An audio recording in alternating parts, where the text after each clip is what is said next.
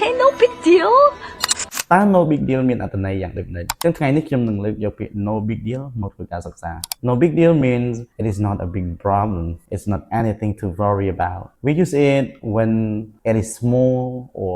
easily forgiven. ពាក្យ no big deal នេះដែលវាមានន័យថាវាអត់មានអីជារឿងរ៉ាវធំដុំទេបាទអត់មានបញ្ហាអីធំទេហើយអត់មានរឿងរ៉ាវអីដែលត្រូវព្រួយបារម្ភទេអញ្ចឹងពួកយើងប្រើប្រាស់ no big deal ហ្នឹងពេលដែលយើងនិយាយអំពីរឿងអីមួយដែលជាបញ្ហាវានៅតូចតាចដែលយើងងាយស្រួលអាចបំភ្លេចបាននឹងយើងប្រើ no big deal ហើយអញ្ចឹងបើសិនជាខ្ញុំបកប្រែមកថាអត់អីទេគ្មានបញ្ហាអីទេអត់មានអីធំដុំផងបាទនឹងយើងបកប្រែតែអញ្ចឹង For example someone said I forgot to call you and you said it's no big deal អញ្ចឹងជាឧទាហរណ៍ណាម្នាក់និយាយថាខ្ញុំភ្លេចតែម្នាក់បាត់ហើយអ្នកនិយាយថាអត់អីទេគ្មានបញ្ហាទេអញ្ចឹងអានឹងយើងប្រើ no big deal ម្ដងទៀត someone said I forgot to call you and you said it's no big deal ខ្ញុំក៏មានឧទាហរណ៍ទី2សម្រាប់ឲ្យបងប្អូនងាយស្រួលនៅក្នុងការប្រើប្រាស់ដែរ For example someone said sorry I'm late and you said no big deal អញ្ចឹងណាម្នាក់និយាយថាអូសុំទោសខ្ញុំមកយឺតដល់ពេលយើងនិយាយថាអត់អីទេគ្មានបញ្ហាអីផងអញ្ចឹងអានឹងដែលយើងប្រើ no big deal អញ្ចឹងបើសិនជាបងប្អូនគិតថាវីដេអូនេះសំខាន់សូមជួយ follow share និង comment បាទសូមអរគុណជួបគ្នាវីដេអូក្រោយ